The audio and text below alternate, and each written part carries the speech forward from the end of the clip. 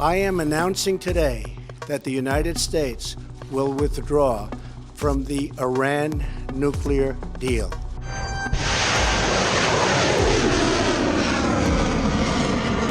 Ordered a targeted military strike. We will have no choice but to totally destroy North Korea. After decades of division and conflict, we mark the dawn of a new Middle East. All gathered at the White House this afternoon, putting pen to paper for diplomacy in the region. Donald J. Trump, a name we all hear regardless of what corner of the globe we are situated in. But why and should we? Well, considering the United States being unequivocally the global hegemon of today, it is no wonder. So even if you're not an American citizen, you should still be concerned about the coming elections, as it could very much affect you and those around you. What matters in particular for us all are the foreign policy adjustments and reforms being made from the president. Whether it is his notoriously cordial relations with Russian President Vladimir Putin, do you respect Putin? I do respect him. his tough stance on China, Because it comes from China. or heated moments in the Middle East. In the act and terminated him. But before I begin further, I must mention that the information gathered from this video is influenced by Jim Sciutto's The Madman theory, alongside other sources being Project 2025 and other reference articles, all available in the description below. Any assessments made are done as non-biased as one, is entirely yours to decide whether you agree or disagree with. Now with that, let's get into the actual video. I am officially running for President of the United States, and we are going to make our country great again. I think as a previous sitting president, it is only fair we look through his 4 years in a chronological timeline. Let us start with the infamous scandal of Trump's presidential victory back in 2016 linking to Russian interference.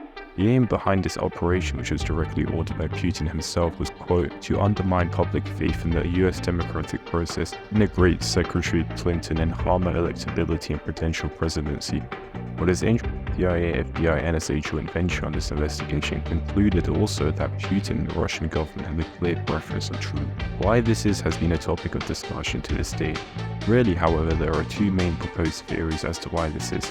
The first being that the Kremlin sees Trump as a useful asset for his campaigning against US involvement in foreign conflicts, being very much against the traditional American exceptionalism that has been held throughout his predecessors. Because you'd be in jail. Secretary Clinton. The second, more ambiguous theory is the Steele dossier, which is the belief that Russia holds a sort of blackmail material against Trump, whether it be financial, personal, or both. Now what this blackmail may be is still something not known, and this is still leaning more into a conspiracy since the theory comes from a research report without established facts. What is worth discussing, which may reverberate in the near future, is Trump's stance on Russia when it comes to its annexing of Ukraine. Trump hinted that he'd potentially recognize Crimea as Russian territory, stating that, quote, people of Crimea would rather be with Russia, and such an act alongside lifting sanctions on Russia would be efforts in ending the Ukraine war, which he's promised to end overnight. I would tell Putin, you gotta settle. I would tell Zelensky, you gotta settle. I would tell one, you're gonna load up with money. I'd tell the other, you're not gonna get any money. I would get a settlement in 24 hours. Speaking of Ukraine, this is where the infamous 2019 Trump-Ukraine scandal arose, which involved his presidential successor being none other than Biden. In short, the scandal is essentially when Trump did a quid pro quo that would froze US aid to Ukraine until Zelensky was to fulfill his two demands. Based on uniform intelligence assessments, the Russians were responsible for hacking the DNC. The first being to launch an investigation whether it was actually Ukraine who had carried out the hacking of DNC computers during the 2016 election. And this was because of an unfounded conspiracy theory by Trump himself. The latter demand was to investigate Burisma, which was a Ukrainian gas company that Hunter Biden, Joe Biden's son, had served. And this was done in an effort to damage Biden's presidential campaign, which ended up failing. Basically, the President of the United States was demanding for a political errand in return for the US aid they needed against Russia, which in the process of refused to meet Zelensky for a duration because of it. Aside from all the Jacksonian policies of Trump, there were times he implemented what he so opposed in previous public sentiments, that being the American exceptionalism. I am announcing today that the United States will withdraw from the Iran nuclear deal. In 2018, he officially pulls the United States out of the Iran nuclear deal, which essentially was Iran agreeing to cap its nuclear enrichment to only have the means of supporting civilian nuclear power and research, but not for any weaponry, which in return they would receive sanctions relief, which has been crippling their economy. Trump believed this deal was one-sided to Iran and ripping off the US because the deal did not say anything about their top secrets and how it would not end Iranian aggression in the Middle East. This deal is catastrophic for America, for Israel, and for the whole of the Middle East. Interestingly enough, Trump had vowed to put an end to this deal in an APAC conference just a few years prior, which is odd when he's seen as a figure who opposes practically all multilateralism and sees political support to another nation as purely transactional, which he displayed towards NATO and American allies in the Pacific. It is also strange that the deal in which Trump proposed is practically identical to the nuclear deal he was proposing to North Korea. Following this move, it led to even more strained relations between the United States and Iran, eventually leading to direct confrontation and middle ground. From the US assassination of Iran's top military general to Iranian missile strikes on an American military base. Shifting away from military confrontations, let's take a look at his way of thinking about allies. Well, sir, if we don't pay and we're attacked by Russia, will you protect us? I said, you didn't pay? You're delinquent? He said, yes, let's say that happened. No, I would not protect you. In fact, I would encourage them to do whatever the hell they want. You got to pay. You got to pay your bills. Trump believes the United States is, quote, getting ripped off by its allies and partners and saying they are not paying us enough. And he isn't entirely wrong about that either. For some time now, NATO members have been all urged to spend a minimum of 2% of their GDP on military, and before Trump, that was being neglected. As you can see in 2014, only the US and 2 other members were meeting that guideline, and as you can see, the US being disproportionately higher than the rest. However, post-Trump, suddenly you see almost all members now meeting it. What will Donald Trump's win mean for Ukraine?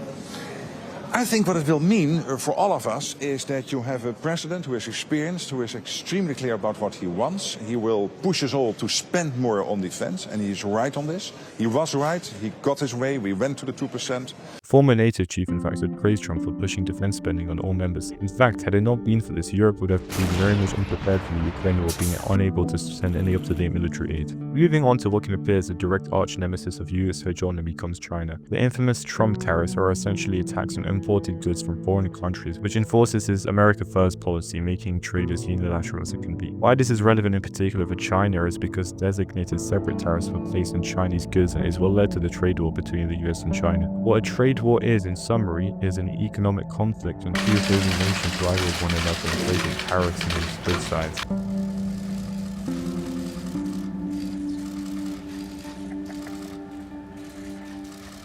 This is the first of many. This is number one, but this is the first of many.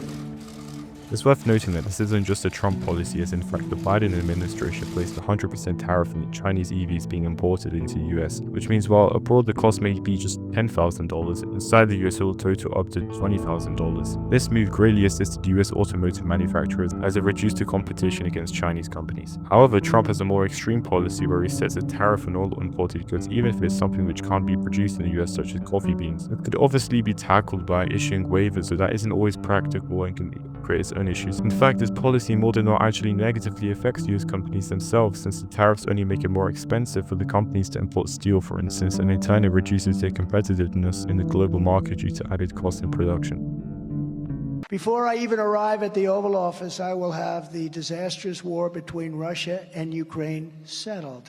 And it will take me no longer than one day.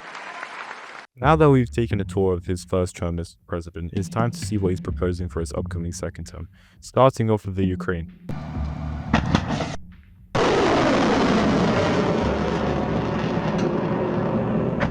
Trump has reiterated his desire to end the war in Ukraine by calling both sides to the negotiating table. While Biden has said he intends on supporting the Ukrainian side until they win, Trump seems to be more willing to accept peace terms ceding territories to Russia, which the preceding administration would never accept, particularly Crimea and the Russian-speaking Donbass region, which would be likely grounds for ceding in a met negotiation. What this progress brings us next to is through the phone call between Trump recently had with Zelensky. Not because of the contents, but rather because he was also in attendance. As you can see,